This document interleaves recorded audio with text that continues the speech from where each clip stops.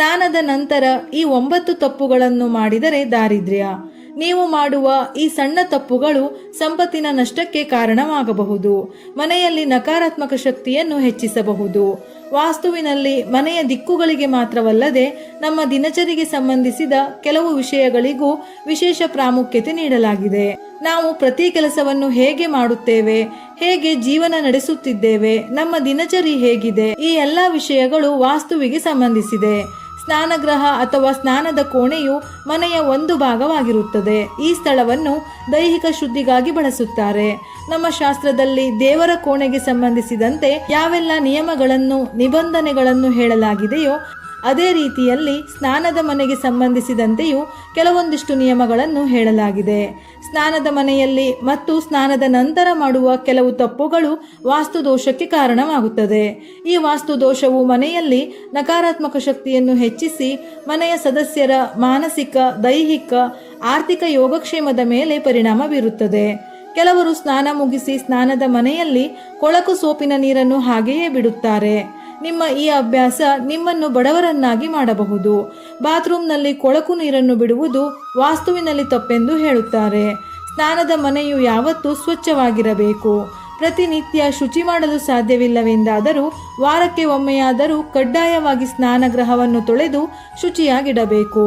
ಶುದ್ಧತೆ, ಸ್ವಚ್ಛತೆಗೆ ಪ್ರಾಮುಖ್ಯತೆ ನೀಡುವ ಮನೆಯಲ್ಲಿ ಮಾತ್ರ ಲಕ್ಷ್ಮೀ ದೇವಿಯು ನೆಲೆಸುತ್ತಾಳೆ.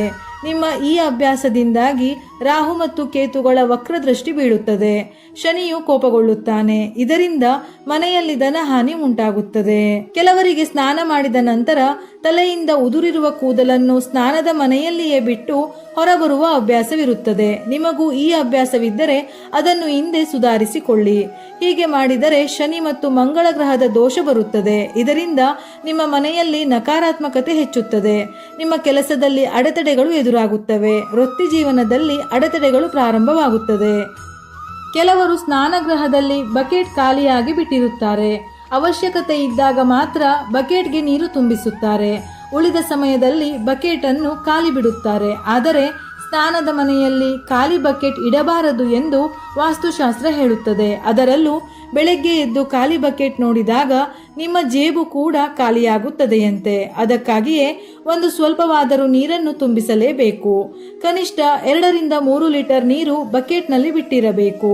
ಸ್ನಾನಗೃಹದಲ್ಲಿರುವ ಬಕೆಟ್ ಅಥವಾ ಟಬ್ ಯಾವಾಗಲೂ ನೀರಿನಿಂದ ತುಂಬಿರಬೇಕು. ಖಾಲಿ ಬಕೆಟ್ ಅನ್ನು ಇಟ್ಟರೆ ನಿಮ್ಮ ಕುಟುಂಬದ ಮೇಲೆ ನಕಾರಾತ್ಮಕ ಪರಿಣಾಮದಿಂದ ಮನೆಗೆ ದಾರಿದ್ರ್ಯ ಬರಲು ಹೆಚ್ಚು ಸಮಯ ಹಿಡಿಯುವುದಿಲ್ಲ. ಸಾಕಷ್ಟು ಆರ್ಥಿಕ ಅಥವಾ ಹಣಕಾಸಿನ ಸಮಸ್ಯೆಗಳನ್ನು ಎದುರಿಸಬೇಕಾಗಬಹುದು.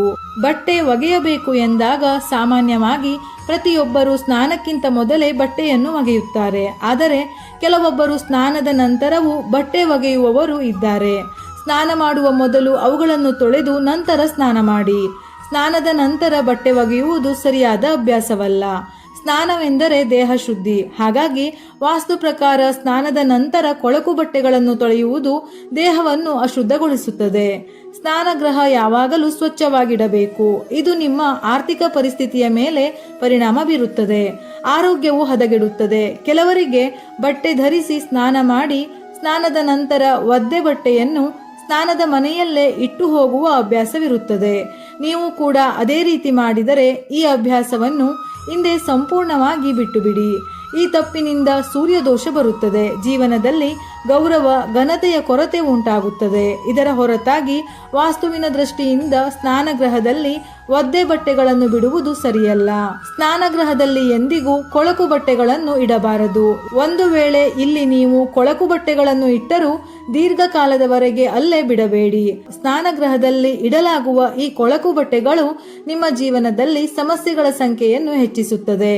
ತೇವವಾಗಿರುವ ಸ್ನಾನದ ಮನೆ ಆರಬೇಕೆಂದು ಕೆಲವರು ಬಾಗಿಲು ತೆರೆದಿಡುತ್ತಾರೆ. ಇಲ್ಲದಿದ್ದರೆ ಮರೆತು ಬಾಗಿಲು ಮುಚ್ಚದೇ ಇರುತ್ತಾರೆ. ಆದರೆ ಸ್ನಾನದ ಮನೆಯ ಬಾಗಿಲು ಯಾವಾಗಲೂ ಮುಚ್ಚಬೇಕು.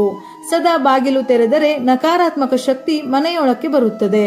ನಿಮ್ಮ ವೃತ್ತಿ ಜೀವನದಲ್ಲಿ ಅನೇಕ ಅಡೆತಡೆಗಳು ಎದುರಾಗುವ ಸಾಧ್ಯತೆ ಇರುತ್ತದೆ. ಇದರ ಜೊತೆಯಲ್ಲಿ ಒಡೆದಿರುವ, ಹಾಳಾಗಿರುವ ಬಕೆಟ್ಗಳನ್ನು ಬಳಸಬಾರದು. ಕಿಟಕಿಯ ಗಾಜುಗಳು ಒಡೆದಿದ್ದರೆ ನಕಾರಾತ್ಮಕ ಶಕ್ತಿ ಬರುತ್ತದೆ. ಹಾಗಾಗಿ ಅದನ್ನು ಆದಷ್ಟು ಬೇಗ ಸರಿಪಡಿಸಬೇಕು. ಸ್ನಾನದ ಮನೆಯಲ್ಲಿ ಕಿಟಕಿ ಇಡುವುದು ಬಹಳ ಮುಖ್ಯ.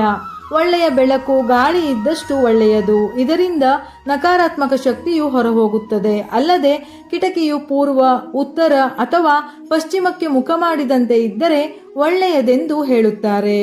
ವಿಡಿಯೋ ಇಷ್ಟ ಆಗಿದ್ದಲ್ಲಿ ಮರೆಯದೆ ಲೈಕ್ ಮಾಡಿ, ನಮ್ಮ ಚಾನಲ್ ಅನ್ನು ಸಬ್ಸ್ಕ್ರೈಬ್ ಮಾಡಿ. ಉಪಯುಕ್ತ ಮಾಹಿತಿಯೊಂದಿಗೆ ಮತ್ತೆ ಭೇಟಿಯಾಗೋಣ.